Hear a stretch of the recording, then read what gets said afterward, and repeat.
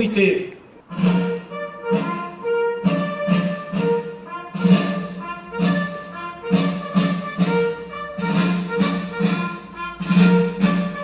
Attention pour les couleurs.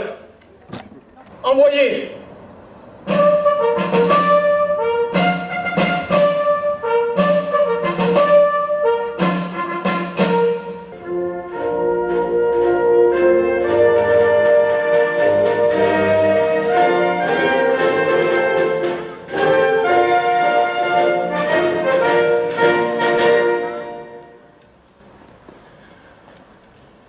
Après le lycée des couleurs, il va être redescendu à Mima pour saluer la mémoire du sapeur-pompier qui a péri hier dans les Pyrénées-Orientales et 2 de ses compagnons sont grièvement blessés. Donc, le drapeau en berne. Dépôt de gerbes.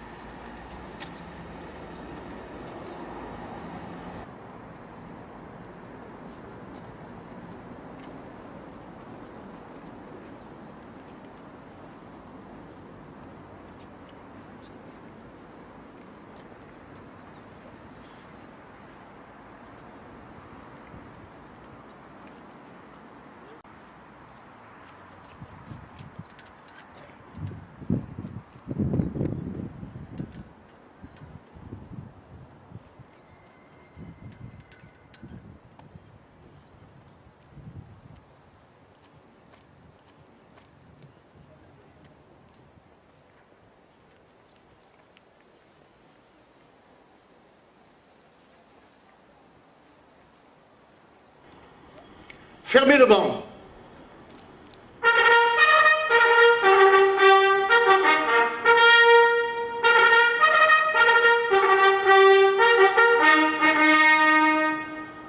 Garde à vous.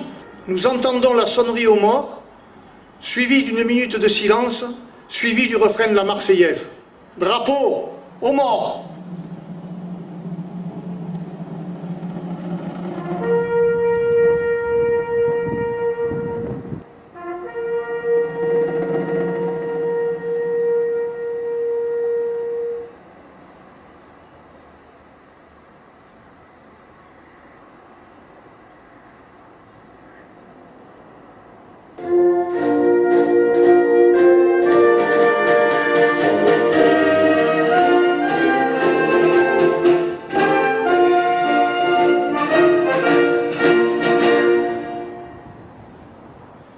Drapeau au pied. La parole est maintenant à M. Christian Huguet, maire de Florac. Florac Trois-Rivières. C'est en effet désormais le nom de notre commune nouvelle, née le 1er janvier dernier du rapprochement entre Florac et la Salle Prunet. Cela s'est fait tout naturellement sur la base des habitudes de travail et de vie que nous cultivons depuis toujours. Pourquoi faire, me demanderez-vous? Eh bien, pour accompagner les évolutions de la réforme territoriale, pour mieux travailler ensemble et pour mieux affronter l'avenir. Je ne peux pas garantir des économies, mais certainement déjà de l'efficacité et de la rationalisation de l'action. Que de changements, que de chamboulements pour les élus, mais surtout pour les usagers. Notre préoccupation première reste de garantir la pérennité et la proximité des services publics. On ne peut aller à l'encontre des évolutions organisationnelles visant à rationaliser les dépenses publiques, mais il est impératif de défendre les particularités de notre territoire rural, hyper rural même, pour assurer le maintien de ces populations et l'accueil des nouveaux habitants. C'est bien une nouvelle donne qui se fait jour, une réforme sans commune mesure avec celles qui ont pu précéder. Pour l'accompagner, diverses mesures ont été initiées par le gouvernement. Il nous faut impérativement les saisir. De même, le positionnement des territoires sur les plans économiques et touristiques se dessine actuellement au travers de grands schémas élaborés au niveau régional, voire même national.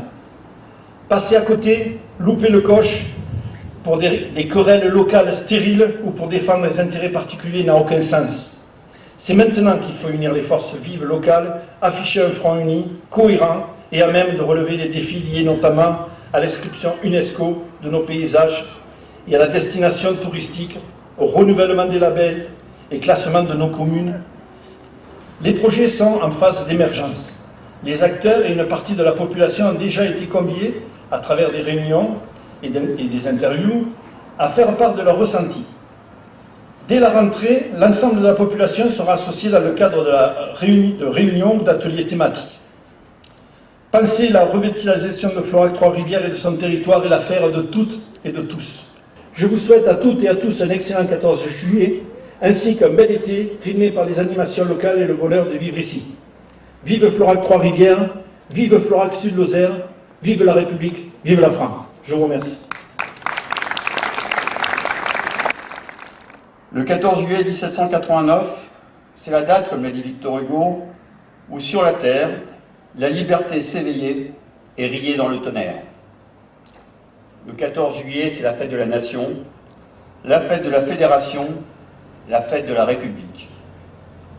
Le 14 juillet, c'est aussi un anniversaire, celui de la commémoration d'une révolution française porteuse de valeurs d'une vivante actualité, la liberté, l'égalité et la fraternité. Le 14 juillet, c'est l'occasion d'honorer pour nous, Français, aujourd'hui, comme tous les 14 juillet depuis 1880, la mémoire de toutes celles et tous ceux qui ont fait l'histoire et la grandeur de notre pays. Tous ceux qui ont eu le courage de défier l'arbitraire, l'oppression et la fatalité. Et lorsque la France et ses valeurs républicaines sont attaquées, comme ce fut malheureusement le cas en 2015 et il y a quelques mois encore, elle sait encore faire bloc, agir et se mobiliser. Cette fraternité d'âme nous appartient à tous d'en entretenir à tout prix la flamme. Je veux dire ce matin toute ma reconnaissance à toutes celles et à tous ceux qui garantissent notre protection aujourd'hui en Lozère, comme sur tout le territoire national, policiers, gendarmes, sapeurs-pompiers, militaires. La République garantit à chacun les mêmes droits et exige de tous les mêmes devoirs. Elle disperse et efface les distinctions sociales, culturelles et religieuses dans l'harmonie des préceptes à partir desquels chacun peut trouver sa place dans la communauté nationale. Je terminerai par un écrit de Charles Péguy, qui lors d'un autre conflit terrible notait « La République est une et indivisible. Voilà ce qui est sorti de la Déclaration des droits de l'homme et du citoyen. C'est de cette République-là que nous sommes républicains. Ne l'oublions pas. »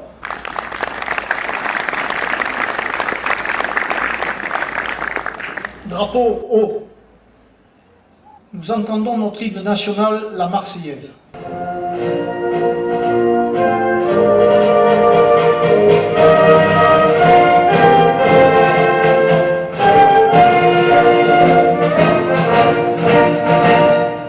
La cérémonie va se terminer. Les autorités vont aller saluer les porte-drapeaux au son de la marche du 8e régiment de transmission.